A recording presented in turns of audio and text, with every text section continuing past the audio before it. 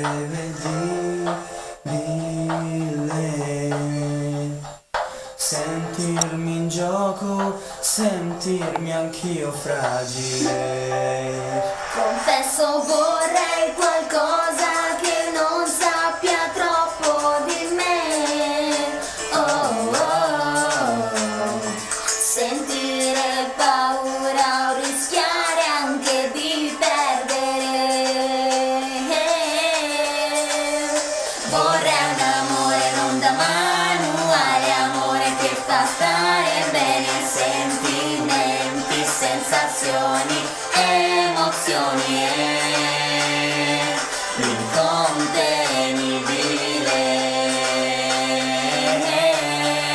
No, amore senza portafoglio, amore che sa vivere di briciole, nel semplice, nella certezza che sia incontenibile.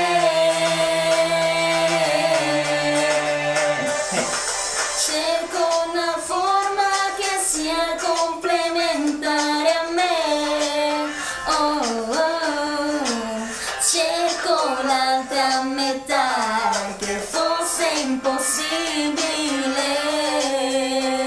Oh, oh. Cerco una storia d'amore che parli anche un po' di me, che non sappia di principi azzurri o di favole.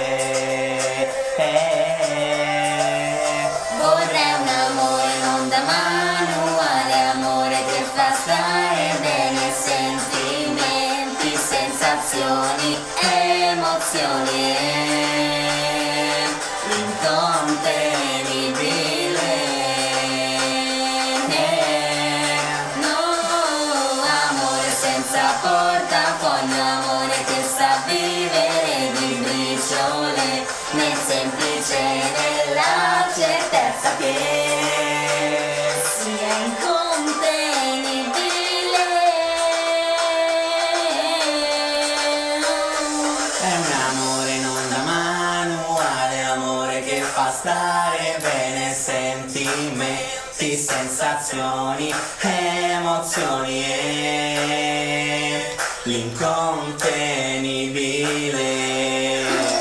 Vorrei un amore non da manuale, amore che fa stare bene, sentimenti, sensazioni, emozioni e incontenibile.